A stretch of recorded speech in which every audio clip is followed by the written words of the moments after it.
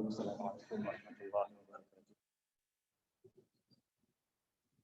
Alhamdulillah wahdahu wassalatu wassalamu ala man la nabiyya wa ala alihi wa sahbihi wa man tabi'ahum. Asyhadu an la ilaha illallah wa la syarika lahu wa asyhadu anna Muhammadan abduhu wa rasuluh. Shalawatu rabbi wa salamu alaihi wa ala alihi wa sahbihi wa sara ala nabiyyi ila yaumil qiyamah.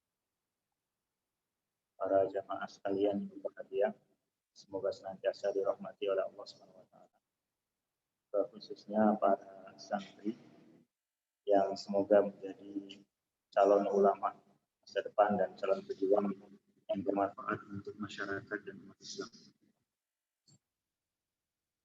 Insya Allah pada kesempatan kali ini kita akan memulai sedikit kajian untuk mengisi memanfaatkan kesempatan setelah subuh.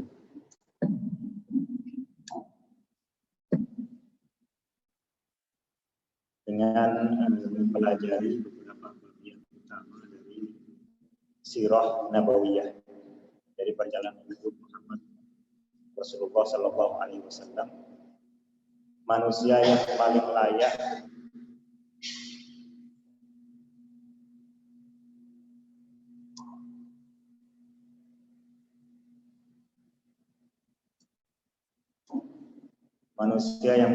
untuk kita kenal sejarah hidupnya dan paling layak untuk kita teladani langkah-langkah beliau di dalam menjalani kehidupan serta bagaimana beliau menyikapi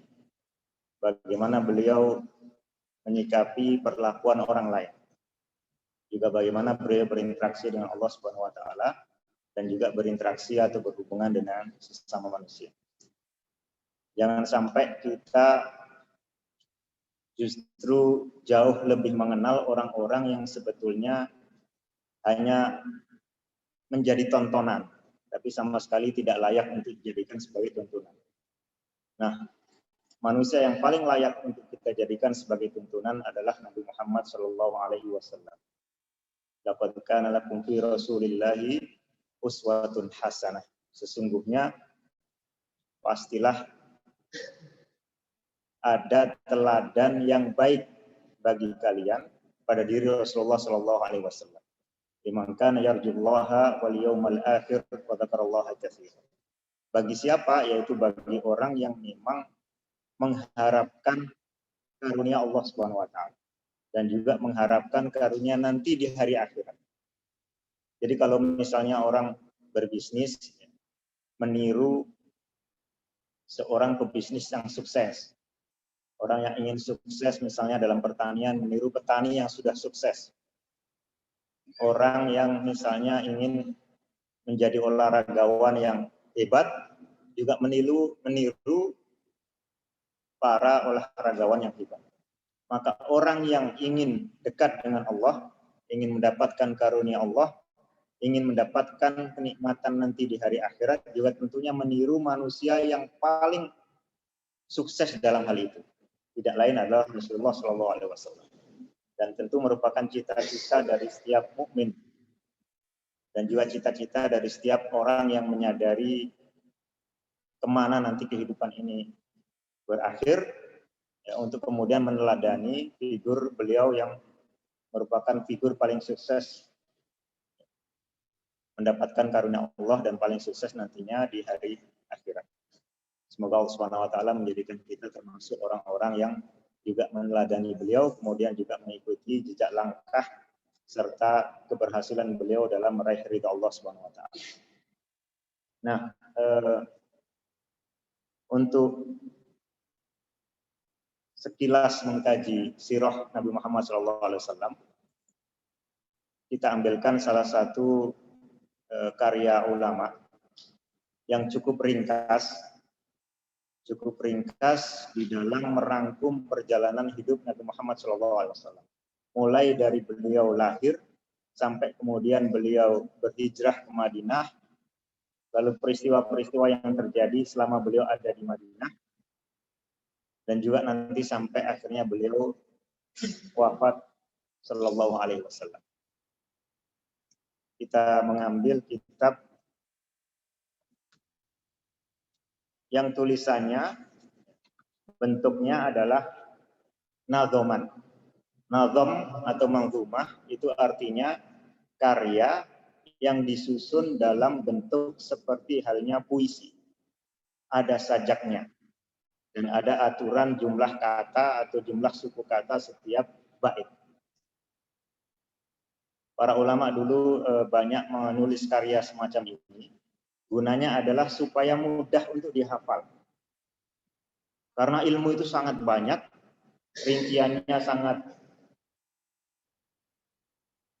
banyak kalau ditulis secara lengkap. Oleh karena itu, beberapa ulama menulis ringkasan untuk setiap ilmu pengetahuan. Lalu kadang-kadang ringkasannya itu kemudian diringkas lagi. Diringkas lagi.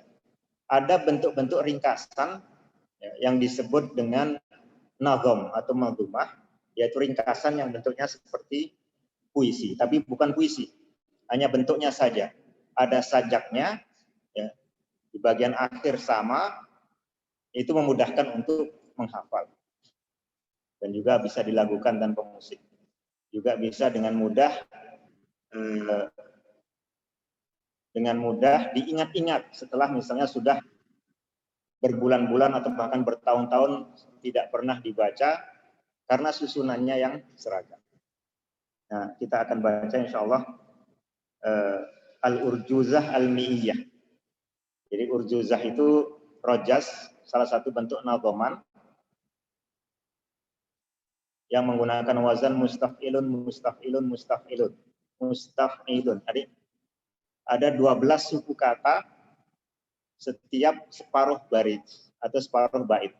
Jadi satu baitnya ada 24 suku kata. Nah, kebetulan beliau menulis nadhoman ini dalam 100 bait. Ya, 100 bait menghimpun semua pelajaran sirah. Insyaallah itu yang akan kita pelajari sedikit demi sedikit. Dan supaya tidak berkepanjangan, ya, kita akan baca saja, kemudian kita artikan, lalu mengambil 1-2 pelajaran utama dari bagian yang kita baca. Yang baca? Jadi untuk pertemuan pertama ini, insya Allah kita akan baca mulai bait pertama sampai ke-10. Silakan, siapa? Hafiz?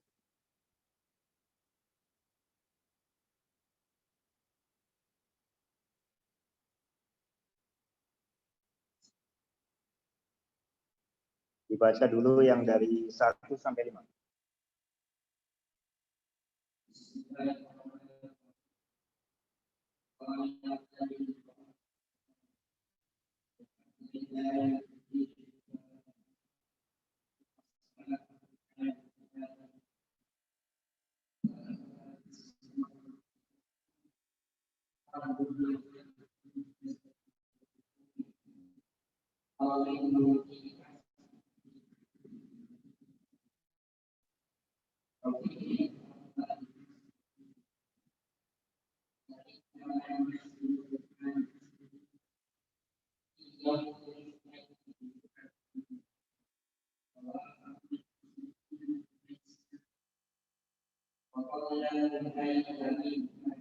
Ya.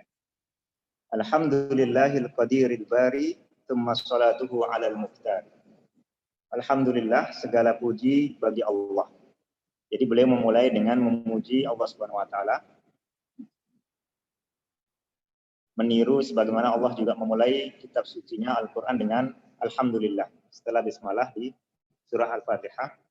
Dan memang dikatakan oleh Rasulullah bahwa segala urusan yang tidak dimulai dengan memuji Allah, maka urusan itu akan terputus. Ya, bisa dengan memuji Allah, alhamdulillah, bisa juga dengan bismillah. Alhamdulillah, segala puji bagi Allah, Al-Qadiril Bari.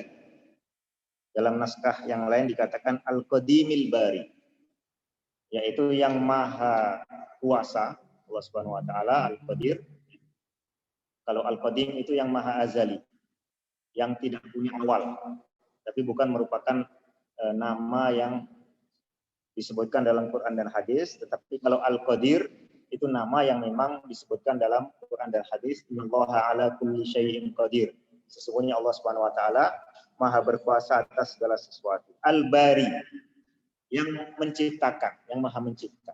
Jadi nanti semua makhluk hidup itu diciptakan oleh Allah Subhanahu wa taala. Termasuk nanti tentu makhluk hidup manusia yang paling mulia Nabi Muhammad sallallahu alaihi wasallam.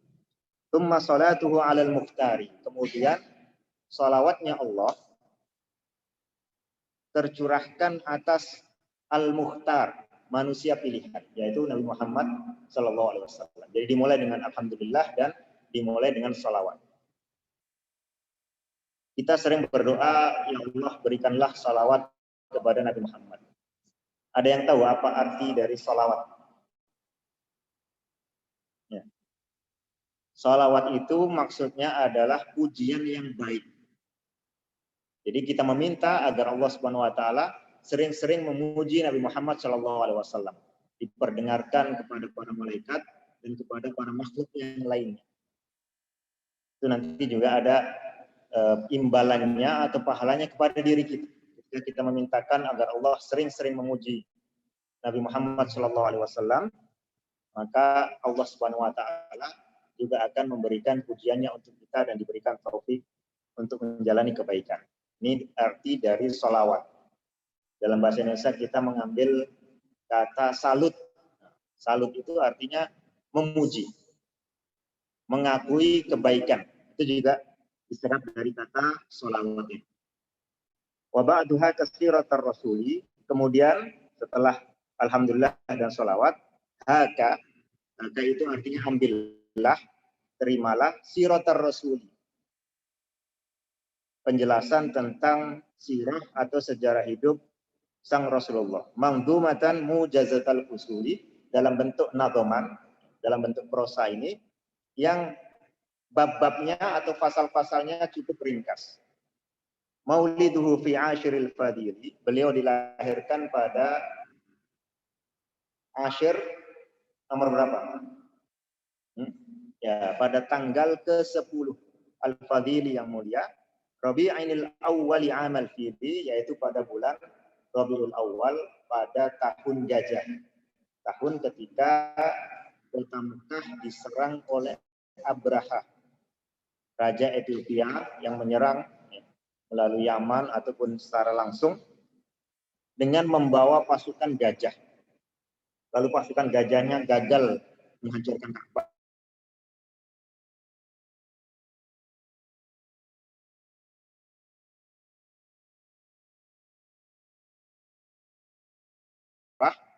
Justru mereka yang menggajah. Pada tahun itulah, pada bulan Rabiul Awal, bulan keempat dari bulan Hijriah. Tanggal berapa? Di sini disebutkan tanggal 10. Tanggal 10. Lalu beliau mengatakan, lakinnamal masyhuru tsani asyrihi. Hanya saja yang lebih terkenal adalah tanggal 12. Tanggal 12 Rabiul Awal tahun Gajah. Ini ada perbedaan sejarah dan tidak ada data yang valid. Tidak ada hadis yang sahih yang memastikan apakah beliau lahir tanggal 12, ataukah tanggal 10, ataukah tanggal 8, ataukah tanggal 9. Ada banyak sekali pendapat. Ya. Dan itu bagi kita tidak penting. Yang penting beliau lahir di tahun-tahun ketika setelah Ka'bah diserang, ya, sebagai salah satu tanda bahwa akan ada peristiwa besar. Ka'bah diserang, lalu kemudian yang menyerang hancur berantakan. Fi yaumil itsnaini tulu'a fajri, pada hari Senin ketika fajar terbit. Jadi pagi hari. Nah, pada hari Senin ini tugas kita selaku umat Nabi Muhammad SAW bukan kemudian merayakannya terus-menerus setiap tahun. Tapi kita mensyukurinya sebagaimana Rasulullah SAW mensyukurinya, yaitu dengan bentuk dianjurkan kita melakukan puasa di hari Senin. Jadi hari Senin ini bisa dipastikan, tapi tanggalnya tidak bisa dipastikan. Jadi bukan dirayakan, bukan mengadakan hari raya, tapi justru berpuasa, lawan dari hari raya sebagai bentuk kesyukuran, ya, sebagaimana dilakukan oleh Rasulullah. Wa wafaqal 'ishrina min Naisan. Coba yang bawa pulpen dicatat. Naisan itu nama dari bulan April. April. Kalau dibandingkan dengan bulan Masehi. Jadi wa wafaqal 'ishrina sama dengan tanggal 20 bulan April. Ini menurut banyak sejarawan. Ya, walaupun juga tidak bisa dipastikan. Tahun berapa? Tahun 571 Masehi. Ada yang mengatakan tahun 569. Karena memang sulit dipastikan sebab bangsa Arab saat itu masih sering mengubah-ubah tanggalan. Kadang-kadang 1 tahun ditambahi menjadi 13 bulan. Karena bulan Muharram itu dilarang untuk berperang. Jadi kadang bulannya diatur supaya pas bulan Muharram masih bisa perang. Ini bagian dari kegiatan yang sangat dicela oleh Allah Subhanahu wa taala, mengubah-ubah susunan bulan dengan menambah ataupun mengurangi. Wa qablahu hainu abihi han. Dan sebelum itu, sebelum beliau lahir, kematian ayahnya tiba. Artinya Rasulullah SAW lahir dalam keadaan yatim, dalam keadaan tidak punya ayah. Oke, kita lanjutkan.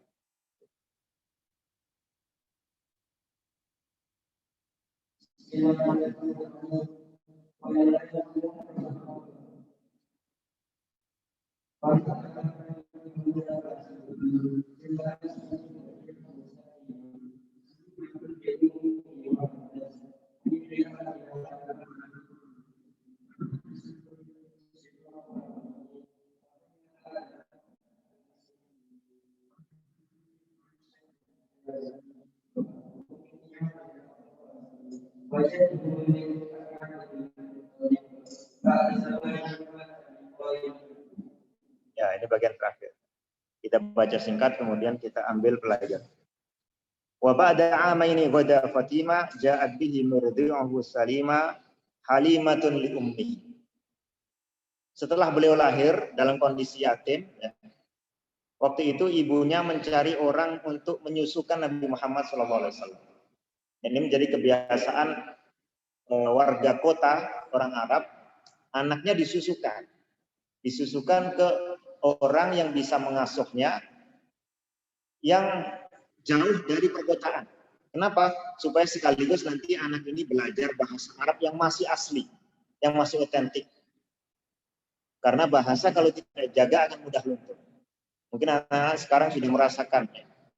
Kalau yang dulu ayahnya pandai berbahasa Jawa, Jawa Kromo misalnya, yang sekarang sudah sangat sulit, walaupun ada di dalam keluarga yang orang tuanya pandai berbahasa Jawa Kromo. Kenapa? Karena pengaruh lingkungan. Begitu juga orang Arab saat itu. Untuk menjaga supaya bahasanya tetap terjaga, diasuh dia ketika masa kecilnya oleh orang-orang yang tidak banyak bergaul dengan wilayah perkotaan. Kemudian juga untuk menjaga tindak tanduknya, agar masih tindak tanduk yang alami, ya, tidak banyak mengikuti akhlak-akhlak buruk yang ada banyak di perkotaan. Setelah sebelumnya beliau disusui oleh salah seorang keluarga dekat, ya. Kemudian beliau disusukan kepada Halimah. Halimah ibn Abi Thu'aib itu orang pelosok. Nah, disusukan selama 2 tahun.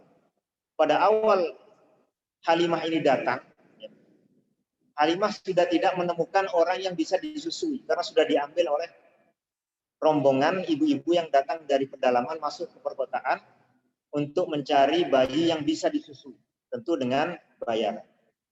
Nah, Nabi Muhammad karena dari keluarga yatim, biasanya tidak dicari orang. Kenapa? Oh, orang yatim biasanya tidak mampu membayar. Sehingga dijauhi orang. Akhirnya ketika Halimah datang, ya sudah, kita bawa. Nah, anak-anak, ada satu peristiwa yang sangat menarik ketika Nabi Muhammad yang masih bayi, ya, dibawa ke keluarga Halimah. Nah, saat itu suami dari Halimah ini sedang berusaha memeras susu untanya. Lalu mereka juga naik kendaraan keledai yang sulit untuk bergerak karena saking kecilnya, kurus, tidak punya tenaga. Begitu Rasulullah datang, ternyata kendaraannya bisa berjalan dengan lancar. Jadi Halimah dengan mudah melakukan perjalanan. Lalu kemudian sampai di rumah, ternyata unta yang tadinya diperas susunya tidak keluar, tiba-tiba gemuk. Tiba-tiba berisi unta yang banyak, berisi susu yang banyak, yang bisa untuk minum sekeluarga, termasuk anak dari Halimah yang juga masih kecil. Ini salah satu keberkahan yang disertakan oleh Allah Subhanahu wa taala kepada bayi Muhammad sallallahu alaihi wasallam. Karena itu disusui sampai 2 tahun. Janjiannya 2 tahun. Kemudian dikembalikan. Wa ba'da amaini ghada Fatimah ja'at bihi murdi'uhu Salimah halimatun li ummihi wa adat bihi li ahliha kama arad. 2 tahun dikembalikan ke ibunya Aminah bintu Wahb. Kemudian Halimah mengatakan, tolong kalau bisa diperpanjang. Jadi kami ingin merawatnya lagi. Lalu diizinkan oleh ibunya, diizinkan oleh ibunya Rasulullah, kemudian dibawa lagi, diasuh dan disusui lebih lanjut. Kemudian fa ba'da syahrain min shiqaqi batnihi wa qila ba'da arba'in min sinni. Lalu kemudian sampai 4 tahun itu dikembalikan. Kenapa? Bukan karena sudah bosan, tapi karena terjadi satu peristiwa Rasulullah SAW didatangi oleh malaikat ya, ketika sedang bermain. Ya, kalian bisa bayangkan anak-anak kecil bermain bersama usia 4 tahun. Tiba-tiba Nabi Muhammad yang masih kecil ini didatangi 2 orang. Kemudian disembelih dadanya, dicuci jantungnya. Dicuci jantungnya, diiris sebagian organ tubuhnya, ya, membersihkan bukan hanya secara rohani tapi juga secara jasmani, dijauhkan dari godaan setan, ya, tempat daging, tempat setan bertengger itu dibersihkan oleh malaikat. Anak-anak yang melihat tentu ketakutan. Ketakutan, kemudian dia datang, mereka datang kepada keluarga Halimah mengatakan Muhammad dibunuh orang. Karena sudah diiris, tapi ternyata masih sehat. Masih sehat, sehingga peristiwa yang sangat ngeri, menakutkan. Karena itu mereka kemudian mengembalikan Nabi Muhammad SAW, ya, takut kalau terjadi apa-apa. Takut kalau ternyata nanti kemudian dibunuh beneran. Sehingga dikembalikan. Ada yang mengatakan ini terjadi 2 bulan setelah usia 2 tahun. Ada yang mengatakan terjadinya adalah pas persis berusia 4 tahun. Lalu 4 tahun itulah dikembalikan. Nah, yang terakhir, wa ba'da sittin ma'a syahrin ja'i wafatu ummihi 'alal abwa'i wa jadduhu lil abi Abdul Muttalib mata ba'da 8 mata min ghairi jad. 4 tahun kembali ke ibunya. Kemudian dalam suatu perjalanan setelah 2 tahun, ya, Nabi Muhammad berusia 6 tahun, beliau diajak oleh ibunya pergi ke Madinah. Ke kota Madinah, dari Mekah ke kota Madinah, mengunjungi sebagian keluarga ibunya. Karena ibunya itu punya keluarga di Madinah. Dalam perjalanan pulang ternyata ibunya meninggal. Ibunya meninggal. Bayangkan seorang anak kecil lahir dalam kondisi yatim. Sejak kecil diasuh oleh orang luar, dikembalikan dalam usia 4 tahun. Dalam usia 6 tahun, 6 tahun masih kecil, ibunya meninggal. Lalu kemudian wajadduhu lil abi Abdul Muttalib ba'da 8 mata min ghairi kad. Diasuh oleh kakeknya.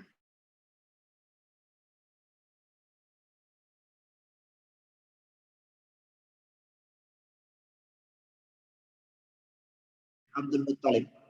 Ya, diasuh, tahun mengasuh, berarti umur 8 tahun. Ketika Nabi Muhammad baru berumur 8 tahun, kakeknya juga meninggal.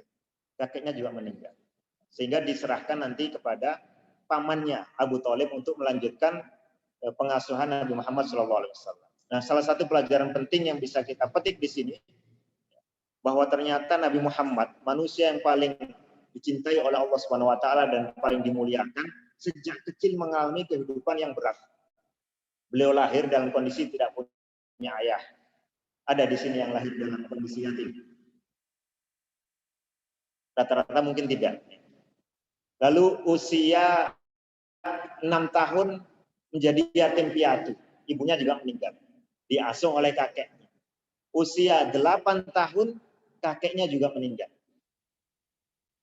Jadi seperti kata Rasulullah sendiri, asyadun nasi bala'an al-anbiya tumal amsal fal amsal. Orang yang paling banyak ujiannya itu adalah para nabi. Kemudian orang yang derajatnya setelah nabi. Maka anak-anak ketika mendapatkan ujian atau musibah, ya, jangan berputus asa. Karena justru di sana ada peluang kita menjadi orang yang mulia. Asalkan kita bisa menghadapi ujian itu dengan baik, dengan tetap bersabar, dengan tetap memuji Allah Subhanahu wa taala. Aku qouli hadza wa astaghfirullah li wa lakum. Subhanakallahumma bihamdika asyhadu an la ilaha illa anta astaghfiruka wa atubu ilaik. Assalamualaikum warahmatullahi wabarakatuh.